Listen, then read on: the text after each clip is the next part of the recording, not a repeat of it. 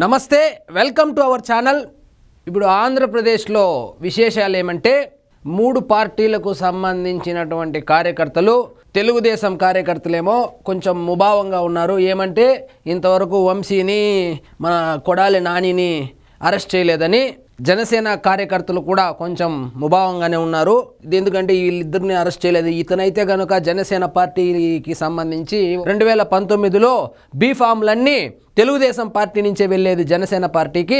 Janasena Telugu Desam ఒకటేనని statement ఇచ్చి కొంచెం damage చేసేలాగా ప్రవర్తించినాడు. ఇతనైతే కనుక కాపులు స్క్రాపులు అనేసిందని ఏదో అన్నాడు.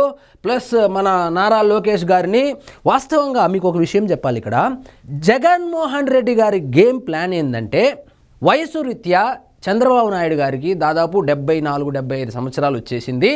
2024లో కనుక గెలిస్తే వయసు మీద పడుతుంది, యాక్టివ్గా ఉండలేడు. ఆయన తరువాత నారా లోకేష్ని ఇలాంటి వాళ్ళను ఉపయోగించి డీఫేమ్ చేసి జనాల్లో పలచన చేసేస్తే తెలుగుదేశం పార్టీ అనేది లేకుండా చేయాలనేటువంటి ప్లాన్తో వీళ్ళిద్దరిని రంగంలోకి దింపి నోటికొచ్చినట్లు మాట్లాడారు. తర్వాత ఓడిపోయాడు. నారా లోకేష్ భారీ మెజారిటీతో గెలిచాడు. అదంతా గతం. కానీ వీళ్ళిద్దరిని ఇంతవరకు అరెస్ట్ చేయలేదని కార్యకర్తల్లో కొంచెం అసంతృప్తి ఉన్నమాట అయితే వాస్తవం. ఇక వైఎస్ఆర్సీపీ క్యాడర్ విషయానికి వస్తే, కాడెత్తేసి రాజకీయాలు మానేసి అల్లు అర్జున్ బ్యానర్లు కట్టుకుంటే తిరుగుతూ ఉన్నారు. మొత్తం సినిమా అభిమానులు అయిపోయినారు. రాజకీయ అభిమానులంతా సినిమా అభిమానులు అయిపోయి ఇట్లా సినిమాలకు బ్యానర్లు కట్టుకుంటా, మా కోసం నువ్వు వచ్చావు, మీకోసం నేను వచ్చానని సినిమాలు చూసుకుంటూ, కలెక్షన్లు చేసుకుంటూ, ఫ్యాన్ వార్లు చేసుకుంటూ, సోషల్ మీడియా వేదికగా కాలక్షేపం చేస్తుంటే, గ్రౌండ్లో అయితే ఏ నాయకుడు అయితే యాక్టివ్గా అయితే లేదు. అప్పుడప్పుడు ప్రెస్ మీట్లు పెట్టడము, జగన్మోహన్ రెడ్డి బెంగళూరు నుంచి రావడము. ఇది ఎట్లుందంటే, జగన్మోహన్ రెడ్డి గారు బెంగళూరుకు బయలుదేరుతున్నాడంటే కేజీఎఫ్ బ్యాక్గ్రౌండ్ వేసిందనే ఒక వీడియో విడుదల చేస్తారు. జగన్మోహన్ రెడ్డి గారు బెంగళూరు నుంచి తిరిగి తాడేపల్లి దీనికి రావాలంటే అప్పుడు ఒక కేజీఎఫ్ బ్యాక్గ్రౌండ్ మ్యూజిక్ వేసి వీడియోలు వేసుకుంటూ కాలక్షేపం చేస్తున్నారు. కానీ చట్టం మాత్రం తన పని తను చేసుకుంటూనే వెళ్తుంది. వాస్తవానికి కొడాలి నానినో వల్లభనేని వంశీనో ఇలా తిట్టారనో సోషల్ మీడియా కేసులు పెట్టి అరెస్టు చేస్తే ఇలా పోయి అలా బయటకు వస్తారు. ఎందుకంటే ఆ కేసు యొక్క తీవ్రత అలాంటిదన్నమాట. కాబట్టి చట్టం ఏం చేస్తుందంటే, జోగి బ్రదర్స్ ఇద్దరికి గట్టిగా బిగించి బయటకు రాకుండా చేయడానికి, ఉక్కిరి బిక్కిరి చేయడానికి పెద్ద ప్లానే వేసింది. సో నాని వంశీలకు బిగుస్తున్న ఉచ్చు. ఇదేదో రాజకీయ కక్షతోనో, ఇదేదో వాళ్ళు చంద్రబాబు నాయుడు గారిని, పవన్ కళ్యాణ్ గారిని, నారా లోకేష్ గారిని తిట్టినారని కాదు.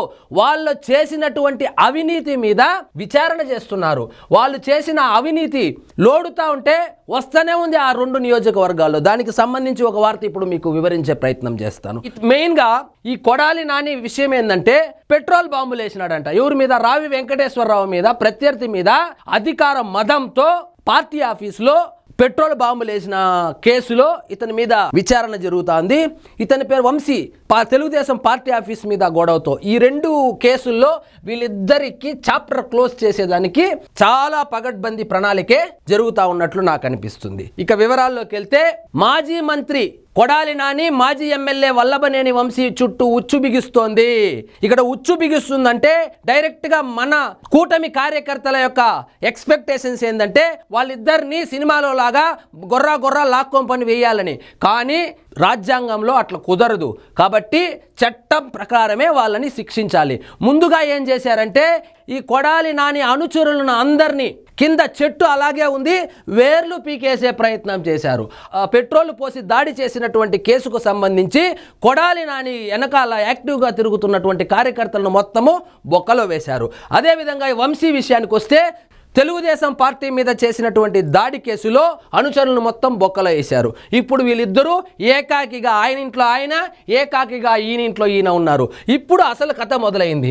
అనుచరులను అదుపులోకి తీసుకున్న తర్వాత ఇప్పుడు అసలు గేమ్ స్టార్ట్ చేశారు. వైసీపీ హయాంలో రెచ్చిపోయి అడ్డగోలుగా అక్రమాలకు పాల్పడిన వీరి అనుచరులపై పోలీసులు ఇప్పటికే వేట మొదలు పెట్టారు. గుడివాడ, గన్నవరం నియోజకవర్గాల కేంద్రంగా ఈ ఇద్దరు వైసీపీ నేతలు చేసిన దందాలు, దౌర్జన్యాలపై పెద్ద ఎత్తున ఫిర్యాదులు రావడంతో విజిలెన్స్ విభాగం విచారణ నిర్వహించి నివేదికలను ప్రభుత్వానికి అందించింది. మొత్తం ప్యాక్ చేసి ఇచ్చేశారు. ఇంకా ముహూర్తం చూసుకొని బొక్కలో వేయడమే. యాక్చువల్గా ఏంటంటే, వీళ్ళు ఇద్దరు మీకు తెలిసిందే జగన్మోహన్ రెడ్డి గారికి ప్రత్యర్థులను ఎవరు గట్టిగా తిడితే వాళ్ళంటే చాలా ఇష్టం అన్నమాట. వీళ్ళిద్దరూ ఏం చేసేవాళ్ళంటే జగన్మోహన్ రెడ్డి దగ్గర మెప్పు కోసము ఎక్కువగా టార్గెట్ చేసేవాళ్ళు. నారా లోకేష్ మీ బూతులు తిట్టి ఆయన దృష్టిలో పడి చేసేవన్నీ ఇట్లా పనులు అనమాట. అడ్డగోలుగా గన్నవరం నియోజకవర్గంలో, గుడివాడ నియోజకవర్గంలో అడ్డగోలుగా అధికార దుర్వినియోగానికి పాల్పడి ఎన్ని భూ కబ్జాలు చేశారో చూడండి. ఆ నివేదికల ఆధారంగా ఏసీబీ అధికారులు 1-2 రోజుల్లో కొడాలి నాని, వల్లభనేని వంశీపై కేసులు నమోదు చేసే అవకాశం ఉంది. ముహూర్తం దగ్గర పడింది. వైసీపీ హయాంలో ఈ ఇద్దరు నేతలు చెలరేగిపోయారు. స్థానిక టీడీపీ నేతలపై దాడులు చేయించడం, అప్పటి ప్రతిపక్ష నేత చంద్రబాబు ఆయన కుటుంబ సభ్యులపై నోరు పారేసుకోవడం వంటివి చేశారు. కొడాలి నాని గుడివాడలో ఏకంగా క్యాబినెట్ డ్యాన్స్ వేయించినాడు కదా. క్యాబినెట్ డ్యాన్స్ ఎందుకు వేయించినామని ప్రశ్నించినందుకు టీడీపీ నేతలపై దాడులు చేశారు. మాజీ ఎమ్మెల్యే రావి వెంకటేశ్వరరావు కార్యాలయంపై పెట్రోల్ బాటిళ్లు విసిరారు. మరోవైపు కొడాలి నాని అనుచరులు విచ్చలవిడిగా దందాలకు తెరలేపారు. వాళ్ళ నాయకుడేమో బూతులు తిట్టి జగన్మోహన్ రెడ్డి గారి దగ్గర మెప్పు పొంది లైమ్ లైట్ లో ఉంటే వాళ్ళ అనుచరులు దందాలు చేసేవాళ్ళు అన్నమాట. పోలీసులు చూసిస్తున్నట్టు ఉండేవాళ్ళు. ఎందుకంటే సమాజం దృష్టిలో కొడాలి నాని అనే ఆయన జగన్మోహన్ రెడ్డికి అత్యంత సన్నిహితుడు అన్నట్లు ఒక వార్త ఉంది కాబట్టి. వివాదాస్పద భూములను చెరపట్టారు. జగనన్న కాలనీకు మెరక పేరుతో దీని మీద వీడియో కూడా చేశాం. ఈ మెరక అని చెప్పి కోట్లు కొట్టేసినారనమాట. అదేందో 1000 కోట్లు ఫైనే కట్టాల్సి వస్తుందంట. అంత పెద్ద కేసులో బుక్ అయ్యాడు వంశీ. గన్నవరంలో కూడా పలు గ్రామాల్లో అనుమతులు లేకుండా మట్టి కనబడితే వీళ్ళ అనుచరులు ట్రాక్టర్లు, లారీలు ఉన్నాయి, మట్టి కనబడితే రాత్రి పోవడం, లోడ్ చేసుకోవడం, అన్లోడ్ చేసి డబ్బులు తీసుకోవడం. మైనింగ్, రాయల్టీ, సీనరేజ్ ఎగ్గొట్టడం వంటివి చేశారు. మైనింగ్ చేయడము, రాయల్టీ ఎగ్గొడతారు, సీనరేజ్ ఛార్జెస్ కట్టరు. తవ్వుకోమని దానికన్నా 4 రెట్లు ఎక్కువ తవ్వుకుంటారు. లారీలో నింపుకున్నామా, అమ్ముకున్నామా, డబ్బులు జోబులో వేసుకున్నామా. కమిషను వంశీకింత, తాడేపల్లి ప్యాలెస్ కింద ఇచ్చారో లేదో తెలియదు నాకు. ఇచ్చారో లేదో మరి జగన్మోహన్ రెడ్డి గారికి ఇప్పటికి వీళ్ళకి తెలియాలా ఎంత దోపిడీ. జగన్మోహన్ రెడ్డికి తెలిసే జరిగిందా? జగన్మోహన్ రెడ్డికి తెలిసే వీళ్ళిద్దరూ ఇంత దుర్మార్గానికి పాల్పడ్డారా, లేక ఆయనకు తెలియకుండా పాల్పడ్డారా? ఎంత సంపాదించారో ఒక్కసారి ఇప్పుడు ఆంధ్రజ్యోతి, ఈనాడు రోజు గనుక జగన్మోహన్ రెడ్డి చదివితే తెలుస్తుంది ఆయన్ని ఎంత మోసం చేసినారో వీళ్ళిద్దరూ. అంత కంత్రి జోగి బ్రదర్స్ వీళ్ళిద్దరూ. ఈ నివేదికలో వంశీ అనుచరులు ఆయన అండ చూసుకొని అధికారులను బెదిరించి, ఈయన అండ చూసుకొని ప్రభుత్వ అధికారులను సైతం బెదిరించే స్థాయికి వచ్చారు అప్పుడు గన్నవరంలో. దీనికి సంబంధించిన ఆధారాలను కూడా నివేదికలో జత చేసింది. వంశీ అనుచరులు సుమారు 40 మంది ఈ అక్రమ మట్టి దందాలో రూపాయలు కోట్లు గడించారని విజిలెన్స్ స్పష్టం చేసింది. అనుచరులే కోట్లు గడిస్తే వంశీ ఎంత సంపాదించిండాలి? అనుచరులే కోట్లు సంపాదించింటే కొడాలి నాని ఎంత సంపాదించిండాలి?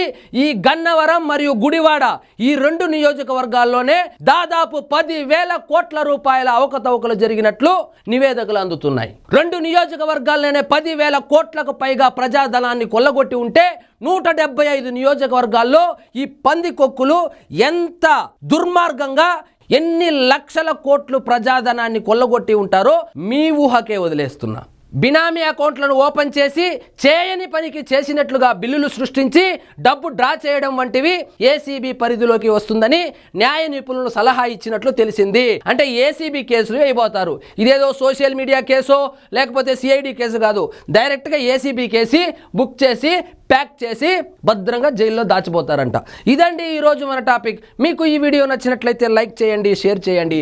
ఛానల్ మాత్రం సబ్స్క్రైబ్ చేసుకోవడం మర్చిపోవద్దు. జై హింద్.